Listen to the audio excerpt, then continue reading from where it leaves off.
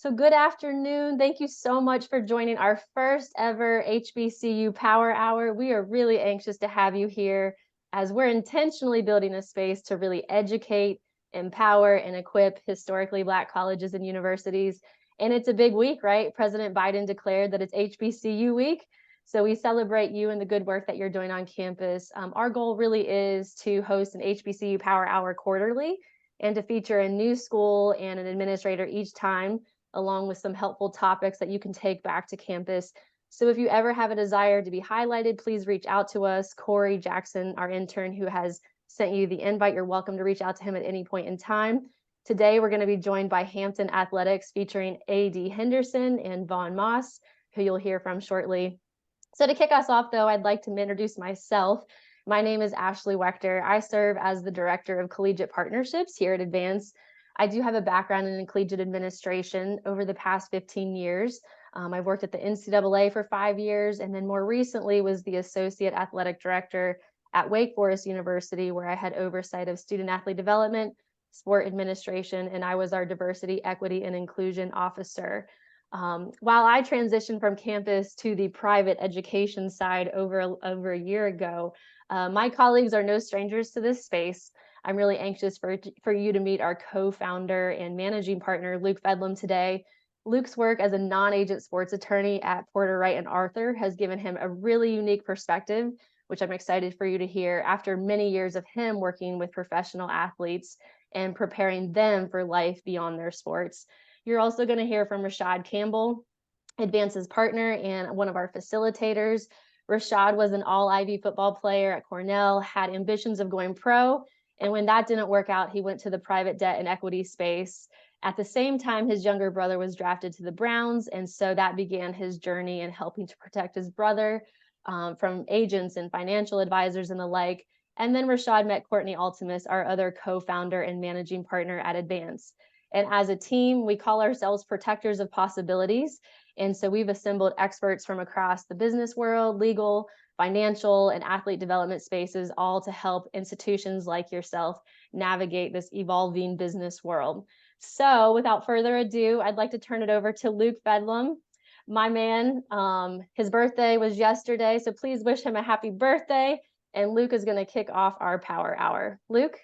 Excellent. Ashley, thank you so much. It's great to see you all. Great to see familiar names and faces. And just to get right into this conversation.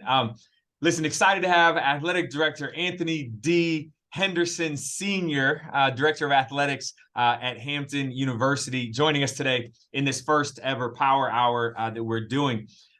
If you know anything just about college sports, you've heard of Anthony Henderson. He's a nationally recognized leader in the collegiate athletic space, has over 20 years of progressive athletics leadership experience.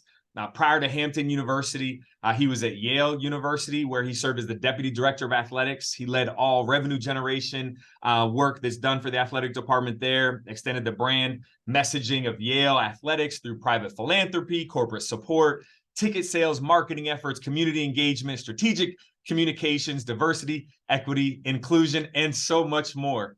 And then prior to Yale, he was a senior associate athletic director at William and Mary. Now, I could keep going, but I don't want to take up our Power Hour because we're keeping it to an hour. So instead, I'd rather just start the conversation. And first, just say, Anthony, thank you so much for joining us today. Oh, Luke, thanks for having me. Since we got together this summer and you came and presented, you and Courtney and Rashad came and presented to our teams, I'm looking forward to developing this relationship and this partnership. Now, we're really excited. We appreciate the opportunity to meet with you, your coaches, and your student athletes as well. We had a great time on campus. So let's dive into it. Let's just talk name, image, and likeness. That's what we're here for as part of our conversation. So maybe you could share with those who are joining us today and those that will hear this in the recording, what does name, image, and likeness look like at Hampton University? Yeah, thanks for that question. We're kind of in the infancy stage. I know name, image, and likeness has been a part of college athletics for about 4 or 5 years now. However, we didn't have anything in place. So this summer, we extended our partnership with Teamworks by adding an influencer and some other apps that help us across our department. We've expanded our external area. I know Vaughn's on this call as well. So we hired Vaughan Moss as our deputy AD for external affairs and our chief revenue officer. His background is in social media, NIL, from his time at Temple. We just recently, last week, actually, even though we announced our partnership with Influencer this summer, we just released the exchange. So we have the Hampton University or Hampton Athletics Exchange now, where businesses can go in and partner with our student athletes and provide that opportunity for them to connect. So we'll be building on that since we just released that last week. And then also we rebranded our philanthropic arm here in athletics at the Hampton Athletics Foundation. Excuse me. And, you know, the way it works, as you well know, the way it works in today's college athletics, it's hard to separate the NIL piece from your donors and people that support your athletic department. So we wanted to make sure when we released and launched all of these things, we had all the tools that we needed to build. So, you know, as we're talking to people about philanthropic support, we're always getting the question, so what are you guys doing in the NIL space? So it made sense for us to launch both of those at the same time, just so we can have all the tools we need to kind of build the foundation and build upon what we're trying to do at Hampton. So we're excited. Like I said, we're in the infancy phase. We're crawling right now, but I think we're going to be in a good space here in the next probably 6 to 12 months. Yeah, no doubt that you all will be walking and running very soon for sure. When you mentioned kind of just the philanthropic side of things, you talked about the conversations that you have with donors and other alum. When you think about this, what are some of this kind of new initiatives? What are the ways in which you're engaging with the student athletes, right? Because one of the things that we all know is that with name, image, and likeness, it creates opportunity, but it also does require some responsibility as well. And so as you think about the development of the student athletes at Hampton, what are some of the initiatives that you're doing to help make sure that they're prepared and equipped to navigate this whole new side of sports? Yeah, I think it's important, one, because, you know, everybody's still trying to figure this NIL space out and what makes sense for their institution, because there is no cookie cutter way to implement NIL, and every school is different. So the biggest thing is we're concentrating on the education piece. The biggest piece with that is making sure that they understand, okay, now you're making this money, you have to pay taxes. Right. You have to be able to read a contract. You know, I was paying attention to, and I think a lot of people have heard the story about, I think it was the Florida football player that signed the agreement that had future earnings in the NFL in his contract, and he didn't pay attention. Like, those are the type of things that we need to make sure that our student athletes are aware of. And they're signing contracts that aren't necessarily signing away their rights to something that they don't want to sign away their rights to.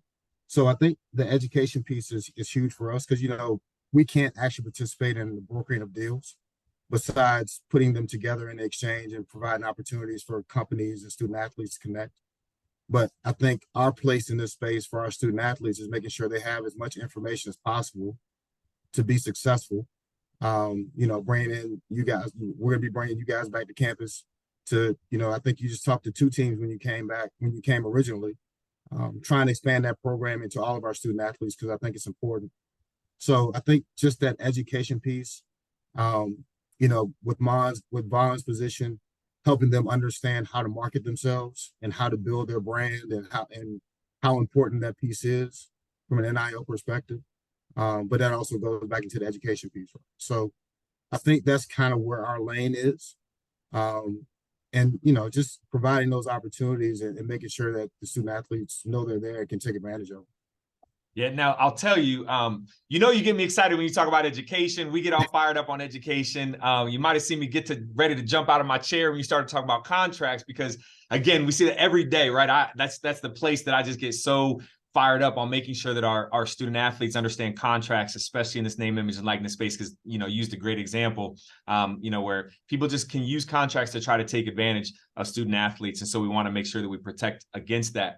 So, okay, so I want to take a step back from name, image, and likeness for a second, because I think we're in this place with name, image, and likeness where, there's so much change and the pace of change is so fast and so rapid. But you're also dealing with a lot of other challenges as well, because you just became athletic director back in February at Hampton. And so as you kind of look at your initiatives both for the athletic department as a whole, for your student athletes, for the relationships and other stakeholder groups, kind of what are some of the things that you're working on? What are kind of some of the strategic initiatives as you take a broader look at the athletic department at Hampton that you're really focused on? Yeah, I don't know if we have enough time in this hour to talk about those. The biggest thing with me is the first thing I had to do. Hampton was hit really hard with COVID, and I mean that from a staffing standpoint. There were people that left the department, and those positions were never filled. So when I came in as the director of athletics, it was a blessing and a curse, right? I got to build the department, but also I had to build the department. So, I've been very fortunate. President Williams has been awesome, as far as, letting me design the department how I think it should look as a Division I athletics department. So, down to redoing the org chart, the whole university, and I guess I need to rewind. So our President Darrell K. Williams, has been here for a little over a year now. Hired me back in December. The whole university's gone through kind of a reorg. And as a part of that, we built the athletic department org chart, kind of how we wanted to build it. So it wasn't coming in and trying to retrofit into something that was already here. We had the opportunity to kind of build it how I saw it needed to be. So, the biggest part for me was getting the right people on the bus and getting those people in the right seats. So we talked about Vaughan. I also have our deputy AD, SWA, Renee Edwards, who we hired from IUPUI. Then we have our deputy AD for internal affairs and our chief financial officer, Ashiki Black, who we hired from Tennessee State. So getting that leadership team in place so we can move the department forward was important. The other piece was, like I said, connecting with folks that can support us financially. At the end of the day, we have needs that we need to take care of to provide the best student experience we can. Our strategic plan that President Williams released, the theme of that is to provide the #1 student experience in America.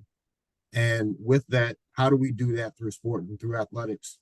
And to do that, we need to have the resources to do it. So, whether it's supporting individual teams, whether it's building facilities, all of those things take people and take people with the financial capabilities to help us. So, kind of building that philanthropic piece out.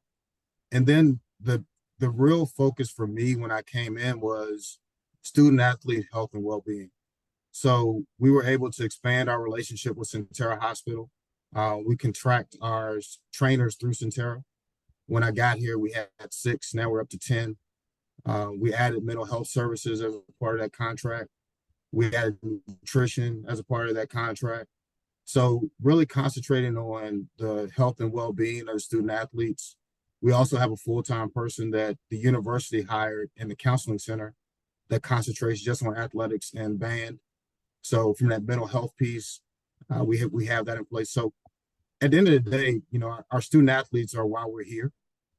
So we need to provide those things for them to be successful in the classroom, be successful in the field, but also be successful in their personal lives too. So those are kind of the things that we're concentrating on. Like I said, they're more, like I said, I have a list, but those are the things that we're kind of concentrating on right now. No, that's great. I appreciate that. And I just want to maybe kind of go think about this from something you just mentioned, right? In terms of just making sure the student athletes are protected, taken care of as they navigate kind of just their experience as a student athlete at Hampton University. And I know there have been some different eligibility issues that have arisen here recently. Kind of from your perspective, from a strategic perspective, a support perspective, what are some of those things that are in place to help ensure that student athletes at Hampton are not just successful on the field and in their sport, right, but also just in life, as you mentioned, right? Mm-hmm. What are you kind of either implementing or sustaining maybe from what was there previously for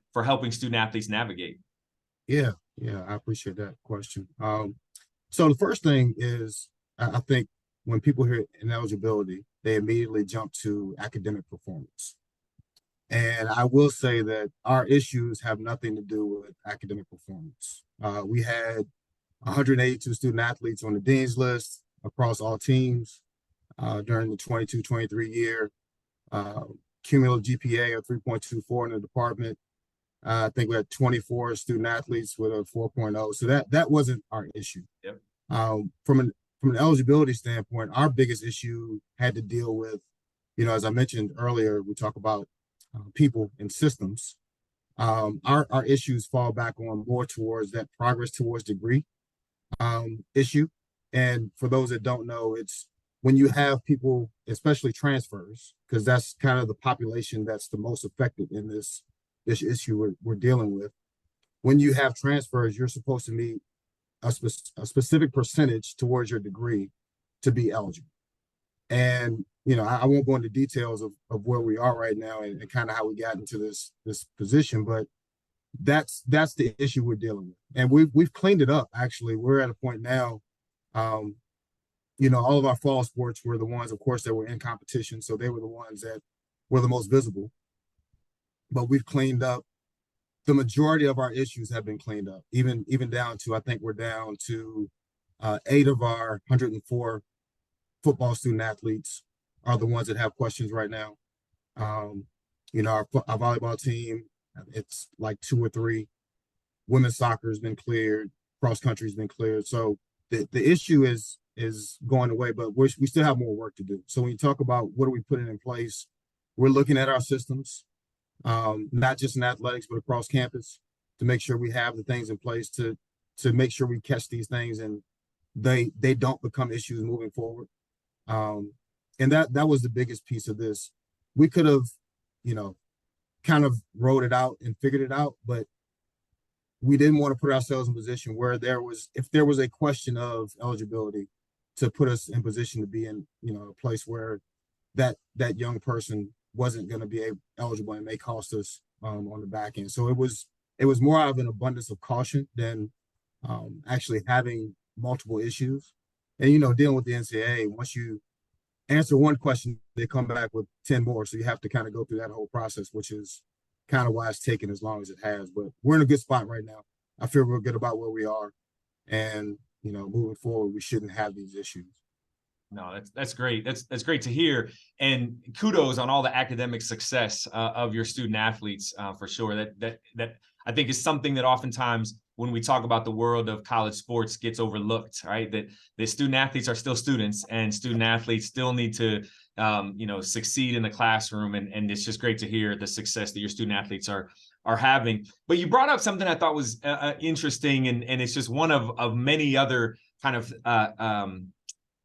new challenges. I don't know what the right word is. Maybe challenges facing the college sports space. You talk about transfers, right? And some of the challenges that can come from even just the academic side of transferring in and credits and all this kind of stuff, progress towards degree. So if we look at transfer portal, if we look at Dartmouth University's men's basketball team just filed to become a union. Yeah. We talk about obviously name, image, and likeness that we talked about earlier. This idea of athletes as employees is getting more and more kind of focused, both in the legal realm and in just generally. In fact, I know for there were 4 different HBCU conferences that reached out and sent a letter to the chairman of the Congressional Black Caucus, specifically saying, hey, do everything you can to make sure that student athletes do not become categorized as employees. So there are some really significant changes in this college sports space. One, as an athletic director, how do you navigate and prioritize what you're dealing with? And 2, as you see these challenges come, like how are you addressing it? How are you addressing it with your staff, with the institution, and with the entire athletic department? Yeah, that's a really good question, Luke. First, how am I addressing it? I have a support group of other ADs that we call it commiserating with each other. Is how because right now, nobody really knows. Like you said, there's so many things that are kind of going through legal processes right now, and every day it's a different. You mentioned Dartmouth, and I think that's the iteration of Northwestern like 2 or 3 years ago doing the same thing, trying to unionize and do those things. And for us, we're a private institution as well, so I pay attention to those things because when you talk about private institutions, nobody cares that you're you're an HBCU. You're a private institution in the NCAA. So whatever comes down the pike from Northwestern or Dartmouth, we're going to have to deal with as well. Yeah. So I pay attention to all the things. I try to stay abreast of the news and what's going on, but I don't think anybody knows right now. Nobody has a crystal ball to kind of know where we're going to end up. Kind of like when you and I talked a little bit before we got on here, you have people that are framing the narrative that don't know what the consequences are going to be if some of these things happen. And I speak specifically to, if student athletes become employees, I don't think they really understand what that means. Because now you're talking about your scholarship. Okay, you get your scholarship, you're probably be taxed on it. And now we're talking about you as an employee. I can hire or fire you as I see fit, because now you're an employee. You're not on scholarship, and you're on scholarship, but you're not actually a student and reaping the benefits of being a student on campus. Now you're an employee of campus. So now you're held by a different standard and different rules. So, I understand what's driving the train here, and I think we all know it's big time BCS football is what's driving the train here. But there are some unintended consequences that I think people aren't really paying attention to. And hopefully, before any decisions are made, people will think about those things and how it's going to affect all, 365 Division I programs as opposed to the top, 65 in the BCS. So we'll see. So it's a lot. So good luck as you deal with some of these challenges, for sure.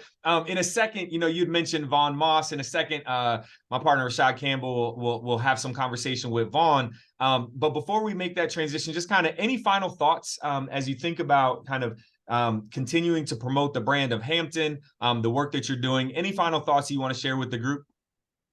Yeah, like I said, I've been here since February, and it's been a great ride. I'm an alum. I play football here. It's more than a job to me. It's special. So, to have a president who's also an alum, who actually doesn't come from higher ed or academia, is kind of a breath of fresh air for me. Having been at 5 different institutions, he just has a different way of looking at it. As we talk about the strategic plan that was released by the university, we're goal number 6. So athletic excellence is in the university's strategic plan. And this is my 5th institution. I don't think I've seen that at any other institution where it's that important. So it's important to him. It's important to the board of trustees. So, that's a little bit of added pressure, but it's pressure I welcome, because I'm going to get the support I need to be successful. So, we're trying to extend the brand. It's already a great brand. We're not the standard of excellence for no reason.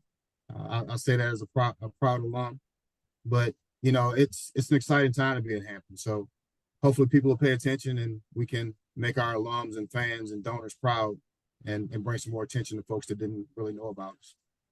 Excellent. Well, Anthony Henderson, Director of Athletics, Hampton University, thank you so much for joining us. Thank you for sharing your thoughts and insights, and we wish you all the best as you go forward. I appreciate that, Luke. Yep, absolutely. So with that, I'm excited. We heard Anthony talk about Vaughan Moss, so I'm excited to welcome in my partner, Rashad Campbell, to have a quick conversation with Vaughan on some of the things that he's doing and how he sees all of this progressing as well. So Rashad, I'll kick it over to you. Thank you, Luke. Appreciate the time. And actually, AD Henderson, really appreciate you, the conversation. And Luke, I'll take this over. Oh, perfect. Vaughan, I think I wanted to kind of just build off of what AD Henderson said, and just from the standpoint of not doing a formal intro, but really build on the fact that he talked about being an alumni and how special that was. I know that you are also an alumni. You've made a few stops along the way, but predominantly focusing in branding, digital strategy, and marketing. And if you could just tell us a little bit about your journey from, when you graduated from Hampton and, coming back to Hampton, and just kind of highlight some of those things that experiences that you've had. Yeah, man. I mean, I think, I graduated from Hampton in 2008, and, my degree was in marketing. And so just kind of figuring out those last probably 3 semesters here, what that meant, and like how I was going to try to get a job in that. And so just kind of taking a passion for sports and trying to figure out what that looked like and be able to try to pursue opportunities in sports is what led me to a graduate internship at University of Richmond for a year, then going to grad school for sports management at Georgetown and being a GA there, and then being able to come back to Richmond for 4 years in ticket sales and marketing roles, going to Rice in Houston for 2 years, and then coming back home to Richmond, where I'm from, to work at a different school in Richmond, VCU, for a couple of years.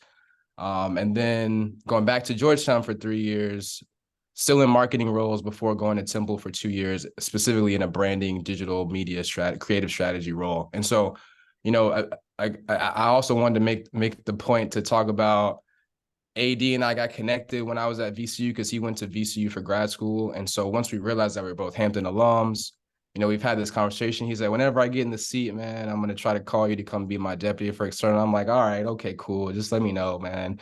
And here we are. And not only for us to be in these roles, but also to be in these roles at our alma mater together is a really special opportunity. And I think a really special moment. And like he said, it just makes it more than a job. We have investment in the success of what we're doing and what we're trying to help build here from the athletic department and the university as a whole.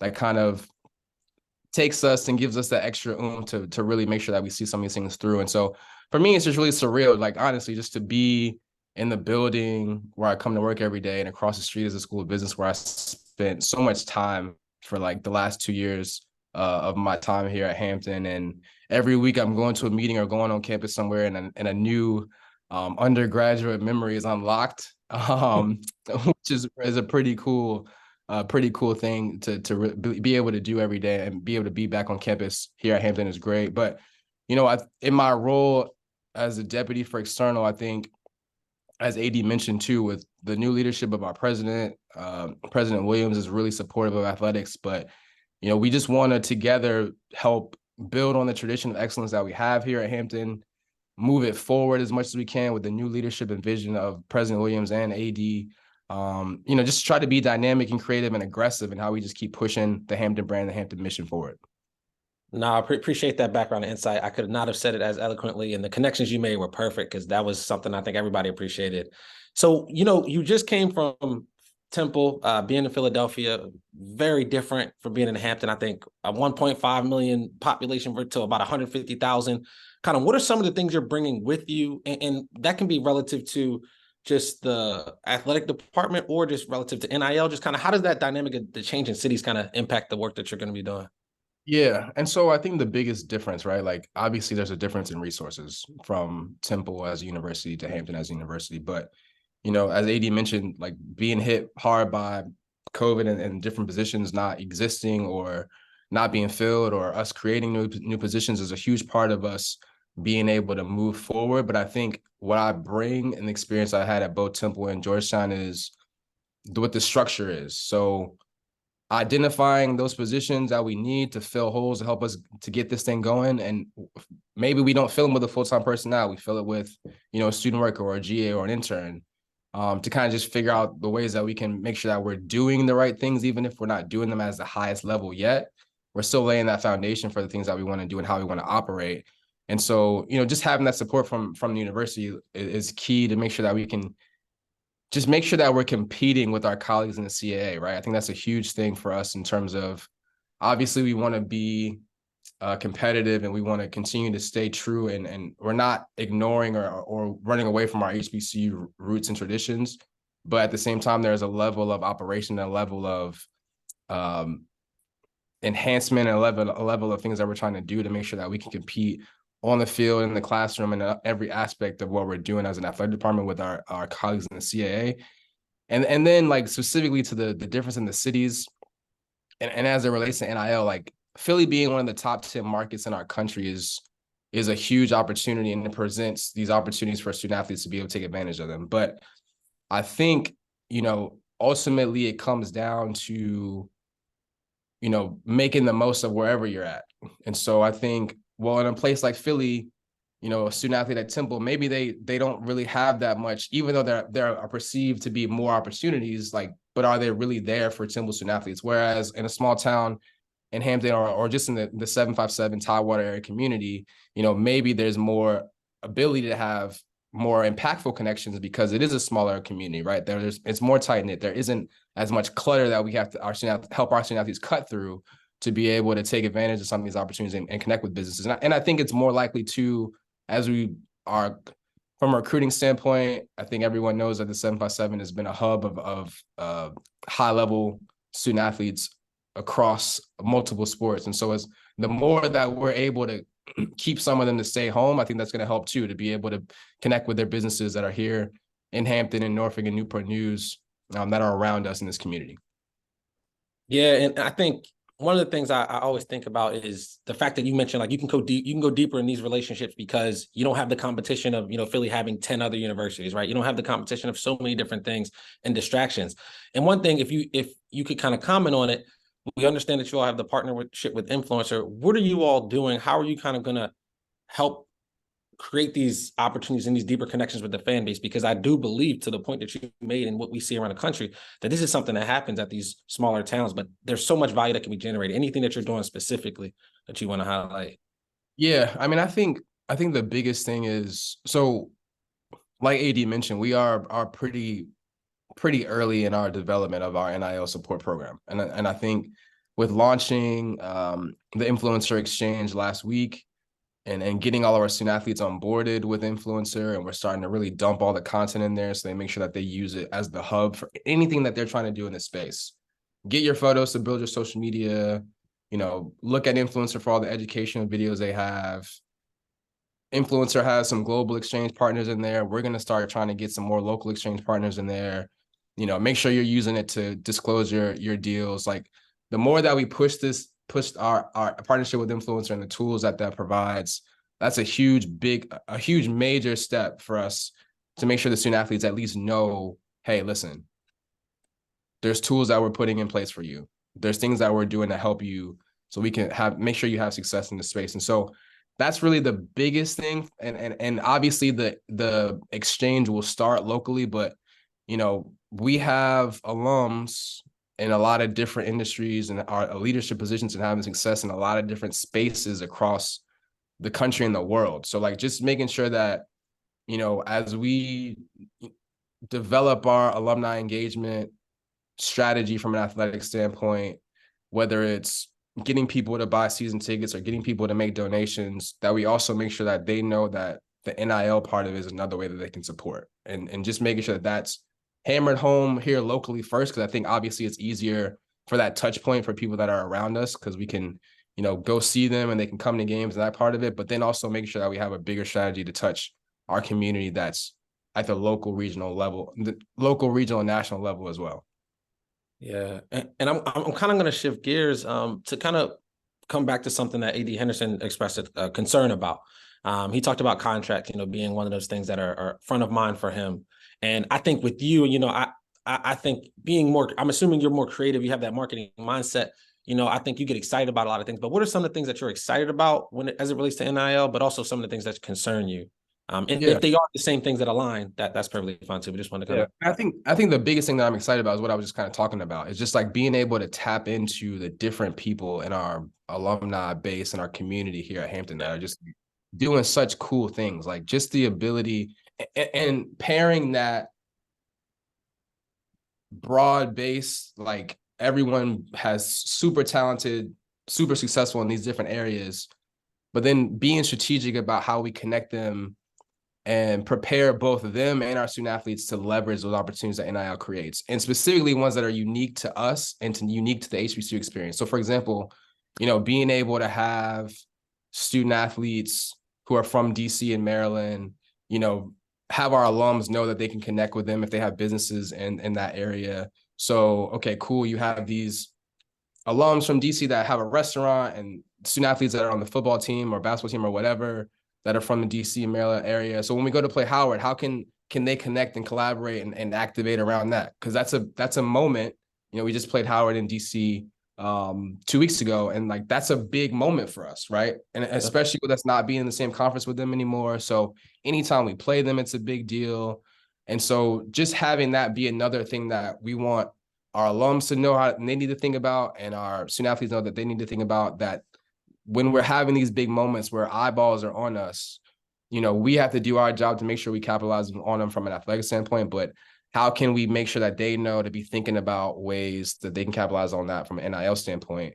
And again, with us, just being and specifically using the exchange as the intermediary, right? Because we aren't able to say, hey, alum that owns a restaurant here, do the deal with this kid, but just making sure that they're both educated enough to know how they make that connection happen themselves, and make sure that they're thinking about it. And as much as we can, help to facilitate and foster those ideas to have everyone have success in this space. And so from a concern standpoint, I think it really comes down to just the expectations, right? I think, just being still in our early stages of developing this program, but also everyone else being in year 3 at some point and some level of their commitment across the country and across college athletics.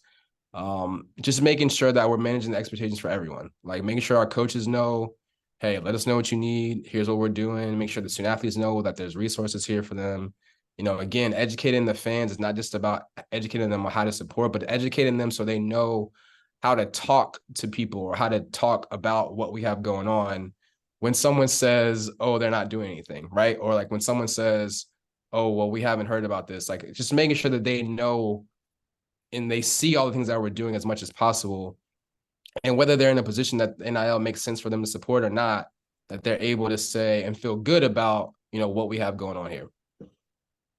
Yeah, I think you hit on a lot of good things, because one of my questions was actually about expectations. And you kind of, I think, brought into the conversation recruiting, right? We see at multiple universities where coaches have expectations, families have expectations, parents have expectations. I think I saw in an article recently that recruits are requesting to be paid to go to official visits now. So that's, again, through that NIL umbrella of the expectations around what is normal. And so I think that you being conscious of that and being at the head of the organization with AD Henderson is super important. And then the activations, making sure that you capitalize on these key events while you want to make sure that it's a great experience. I think those activations you hit on are super important, because you see more and more administrators recognizing the opportunity is beyond just what can we do to make sure it's a great experience? How can we integrate NIL into something that's already great? How can we do that organically? And one of the things I wanted to kind of commend you of and say that we've just seen as we go across the country is we always ask this question, what's the first thing that comes to mind when you think of NIL? And as you can imagine, money is the first answer on all campuses. But as NIL continues to progress, and especially with Ashley kind of being on our team, you've seen more people say networking, expanding my world of resources and just being able to use NIL in a way that's not driven by money, but driven by creating more influence in the industry that I particularly love. And so I think that's in alignment with what you're doing, what you're seeing. And that's something that we would echo to keep encouraging people, because you may not get that dollar amount. And if that dollar amount is your way or the way you want to describe success, it's going to be a different road than somebody that's merely looking to make connections, have some meaningful impact, and so on and so forth. So I kind of wanted to give you the last opportunity to say any final thoughts, because you hit on a lot of things I was going to ask about before I transition back to Ashley. Yeah, I mean, I think the educational pieces, like you just mentioned, is a huge part of the way that I've approached kind of building NIL support and being a resource for our student athletes at Georgetown and Temple. And I'm looking forward to doing it here at Hampton. Is just, like you said, there's the skill set and the muscle memory we're trying to have the student athletes build is for professional and personal development that is beyond NIL. So it's like, if you need to know, social media is not going anywhere. So if you're going to use it, like, you need to know what comes with that. Like, if you're interested in marketing yourself, like you're interested in career and business, whatever it is, there are tons of concepts and tons of skills that you need to develop to have success in NIL that will help you in whatever it is that you do. But also understanding the opportunity that NIL also provides is, if you are passionate about something that you can build right now while you have all these eyeballs on you for 4 years, that walks away with you after you graduate,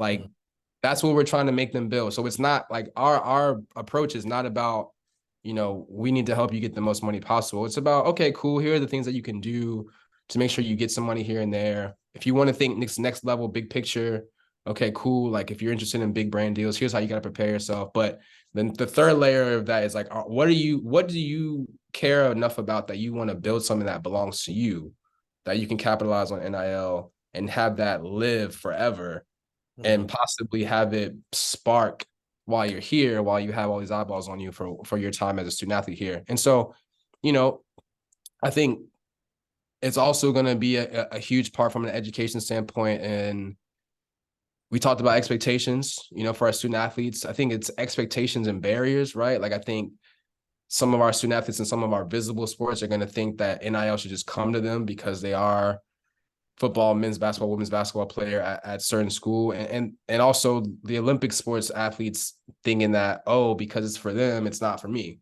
And without realizing that in a lot of spaces, you know, some of these Olympic sports student athletes have even more potential to have big deals because of their niche sport, right? Or their really unique opportunities for the things that they do that are related to them being a student athlete and that specific sport. So just working, like you said, it's a lot of education, and just, again, having that marketing plan. I think that's one thing that I really enjoyed about this NIL space over the past 5 years, is really just understanding that it comes down to me pulling on my marketing background to help. Once we have this program set up and once we have these things that we're trying to do to support an NIL, is like, how do we market them? So we have all of these stakeholders are invested, they are aware of what's happening and how it affects them and how they can actually participate. Is like, I think that's the really unique part about what I am excited about, what I think my skill set is in terms of making sure that people know what's going on, they're educated about how they can support. But then we also tell that story, right? I think that's the other part of it, is once people know that they can be involved in it and student athletes know that they can do it, how are we taking the next step to make sure that our fan base knows our best NIL stories, success stories from the NIL standpoint? So our fans know, so the recruits know, they can see that our student athletes are participating and having success. Like, I think that's the whole package, is not just about helping the kids get deals and helping them build their brand, but it's also telling that whole story of what that looks like. So everyone who's involved in our community, you know, knows how important this is to us. Definitely amplifying those stories. And again, education is a theme that I think you echoed. I think it's core to our company and core to our organization. I appreciate you, Vaughan. I'm going to switch gears. I'm actually going to go to Luke. I thought I was going to I'm going to pivot to Luke to kind of wrap us up before we hit Q&A. So Luke, I'm going to give you the opportunity, but Vaughan, really appreciate the time. Really appreciate the insight to complement everything AD Henderson said. Thank you, man. Appreciate it. Thanks. Awesome. Hey, thank you so much, Rashad. So we're going to open up for Q&A here in a couple minutes. So if you have questions for anyone that you've heard from today, questions in general, we're happy to answer those and take those on. I wanted to take a couple minutes real quick just to kind of talk about this idea of name, image, and blackness. And we've kind of coined that phrase as we've given various presentations and workshops kind of on that notion. And there were some things that both AD Henderson as well as Vaughan mentioned on just the opportunities. And that's one of the things that we always want student athletes to understand, especially student athletes at HBCUs. When you think about name, image, and likeness, it really is an equal opportunity for student athletes, no matter their school, no matter their race, no matter their gender, no matter their sport, and truly, no matter their athletic ability, to be able to earn compensation, right, through the licensing or lending for a fee of their name, their image, and their likeness. And when we think about that, oftentimes, especially for our Black and brown student athletes, in having conversations, oftentimes we'll hear things like, well, this is for the football and basketball only, and this is for the elite of the elite. But in actuality, it's not, right? Name, image, and likeness is this opportunity that all student athletes can have the opportunity to earn compensation, but they have to have the skills and the knowledge and the awareness of how to do that and how to navigate that. So we have conversations around branding and other life skills like professional conversations, effective conversations. How would you engage with a business owner, with an alum? How would you engage when you have the opportunity, like Vaughan mentioned, when it's, Hampton and Howard playing in DC and there's the opportunity for so many eyeballs and so many alum and business owners and other folks being engaged in that experience. How do you leverage those opportunities for success? And what we've found is that it's important to have those conversations at the most basic level of what it takes to have an effective conversation, what it takes to think about my brand, right? For a student athlete to think about their brand, what it is that they're trying to achieve, both while they're a student athlete, but also in life, and to be able to bring that together in a way to use name, image, and likeness to potentially help them as they navigate life. One of the things that we get excited about when we talk about the life skills aspect of name, image, and likeness is because whether a student athlete is going to enter the working world, or whether they're going to go on to grad school, or whether they're one of that, very tiny percent that has the opportunity to play professional sports at whatever their sport is, right? These skills that name, image, and likeness can teach can transcend that and can help them no matter the path that they go on. And that's why we really spend some time focusing on that level of education. And the rewarding piece to us is then when you have student athletes that say, oh, I never thought that I could participate in this. I never thought that I had the opportunity. When we happened to spend time on Hampton's campus and we were talking to lacrosse and talking to different players that would come up and want to have conversation afterwards to really see like, well, what could I do? How could we navigate, name, image, and likeness? What would it look like if I ran a camp or a clinic in my hometown? So the opportunities are there. With those opportunities come a need for education and really a need for exposure. And that's what's so exciting when we think about name, image, and likeness, and how all of us in this kind of industry can leverage name, image, and likeness to help teach student athletes, guide student athletes as they navigate life and build the skills necessary to then be successful in all the things that they do. So we're excited for that. But more excited if you all have questions. So I'm going to open it up. If there are any questions that anyone has, feel free to either raise your hand, click the raise hand feature, or since there's not that many of us that are right here currently, feel free to just take yourself off mute, get our attention, and we'll be happy to take any questions. Sherman Neal, I see you. Appreciate it. And good seeing you after 2 years at this point in time. Yeah. I guess on the name, image, and blackness, and this kind of goes to either panelist there. I'm just looking at my screen now, and I think we saw last week $13 billion underfunding for HBCUs. And I know and it's good to hear about alignment and between a president putting in strategic priorities. So I've worked doing a lot of corporate social responsibility stuff and social justice. And so I'm in Atlanta. So if someone like Microsoft and Google are building these new campuses and hubs down here and spending quite a bit of money, who is it that can be talked to there about leveraging athletes?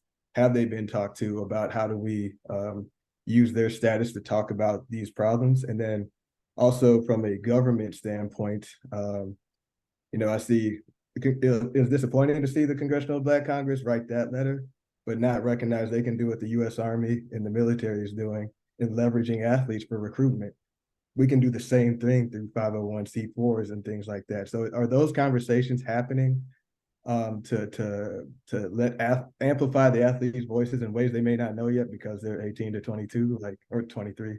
Who knows? I saw a 34-year-old Virginia kicker, but they're athletes. So just those conversations, and what are you hearing from the HBCU standpoint, especially with what's going on now?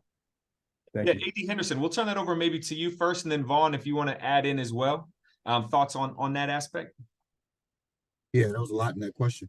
But I would say the short answer is yes. Those conversations are happening. I think the biggest thing when we talk about educating our student athletes, other institutions that I was a part of, we have our student athletes involved in whether it's recruitment, whether it's the philanthropic side, and kind of educating to them why it's important, kind of where the funds come from, and why they need to participate. And then after they graduate, why they should participate after they leave campus as well. So I think, kind of having that all-encompassing plan is important. We're working on it here at Hampton. I won't say it's already in place, but it's definitely something that's top of mind that we're working to put in place. Yeah. Vaughan, anything that you would add to that? Yeah, I would just add, again, coming back to the education standpoint, really is just educating our stakeholders to be thinking about NIL as a way that they can help our student athletes, right? And so like you brought up the concept of Microsoft, a lot of times those type of relationships will come to the university at large and not specifically to athletics. So just making sure our people here on campus, our campus partners know when those type of things are coming, especially at that level for companies that are top of the top, if there's ways to activate athletics in general, whether it's for internships or opportunities like that, but also this NIL being this new idea, this new concept of ways that those type of companies can also support student athletes. It's just us making sure our campus partners are thinking about that and they know, to keep that in the back of their mind to tag us in if those things make sense. Yeah. And I think to kind of piggyback on that a little bit, Sherman, when those conversations come to campus, like we've had, United Airlines, Google. The fortunate thing with me is I sit on the president's cabinet. So I can, when we have those conversations about those people coming to campus, I can kind of interject, especially when they're looking for certain things. And other of my my counterparts, VPs on campus, may not know kind of what questions to ask. Like if they're coming to campus and they're looking to activate, well, we pretty much bring the most people to campus. If they're looking to activate something and get an advertisement return on investment out of that, then we need to be a part of the conversation. Also, when you're looking for student athletes or you're looking for interns, it's been my experience in talking to CEOs and folks that run businesses, they want student athletes kind of as their first choice. And that's because they have inherent, those inherent things that you don't necessarily teach, how to deal with adversity, how to, get knocked down and get back up. They do that every day based on playing their sport. So the good thing is those people in those C-suites understand that. So that automatically brings us to the table when they're coming to campus looking for individuals to intern or individuals to hire.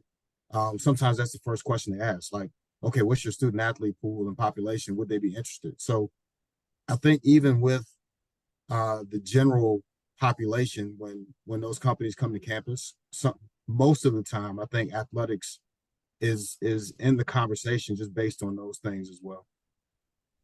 Yeah, no, thank you for the question. I just one thing that I would add, one of the things that's still a challenge in name, image, and likeness is that even while athletic departments and student athletes are all trying to understand it, businesses are still trying to understand name, image, and likeness, because for the longest time, for decades, we've told businesses, especially local businesses, but national as well, don't do anything that could jeopardize our student athletes' eligibility. Don't give them any impermissible benefits, right? And then July 1st, 2021, it's like we flipped a switch and it's like, hey, come work with athletes. But not all businesses either necessarily know how they want to work with athletes or know the best way to navigate that space. And so, hearing, Vaughan talk about the exchange and things like that, there are ways in which companies are starting to get educated in organizations. But I think what is exciting in name, image, and likeness is the opportunity for creativity exists. And Sherman, you mentioned like the military. Well, University of Michigan football last year and during the off season or during the spring semester partnered with the Michigan Army National Guard. And they did kind of a whole thing because as you're thinking about, you've got student athletes, what a great, kind of recruiting demographic, right, for the people that the National Guard is trying to recruit. So I think we're going to continue to see organizations and companies get more comfortable with name, image, and likeness. And therefore, we'll start to see more creativity and opportunities for student athletes to engage in different ways. And Luke, you just made me think of something when you talked about the military. And I'm sorry, I didn't think about this when I heard Sherman's question originally. But we're partnering with ROTC on campus for our non-scholarship student athletes to have opportunities to get scholarships. So the idea or the premise behind it is you have these student athletes that come, they're walk-ons, they come, they want to play their sport. There is a opportunity for them, if they so choose, to join ROTC, get their education paid for. Yes, there's a military commitment afterwards, but it suffices for, they don't have to do the PT or any of the external things that they would normally have to do because the athletics piece suffices for that. So it's a win-win for both. The ROTC program is getting more folks into the ROTC program. They're getting more folks that are going into that military career, if that's what they so choose, and they're getting their education paid for. So we partner with our ROTC on campus. And I can't take credit for it. Lieutenant Colonel Jala, who was actually in the Hampton alum as well on campus, brought it to me. And I was like, absolutely, this is something we need to look at and do. So, I think those opportunities exist as well. No, that's great. Thank you for saying that. As a veteran, I'll say thank you so much for making that connection happen. I think it's fantastic for student athletes all around. All right. Any last questions? I know we're at about the 60 seconds to go mark. Any final questions that anyone is looking to just make sure they get answered? Yes, Taylor. Question. I saw you have the analog hand raised. I see. Go ahead. What do you got? Just quickly, like, so I know how it was mentioned how kind of like different athletes have different motives for NIL. So although we have like these resources in place for athletes to have exposure to NIL deals and like getting in contact with businesses, do you guys ever plan to sort of make more personal connections with your athletes so you could cater to their individual NIL goals? Yeah, so I'll take this one. So first off, I want to shout out Taylor. Taylor is one of my new interns on the Hampton Athletics brand advancement team. She's going to be helping out with NIL. So I did not tell her to join this, but the fact that she's here and she's asking a question, superstar already.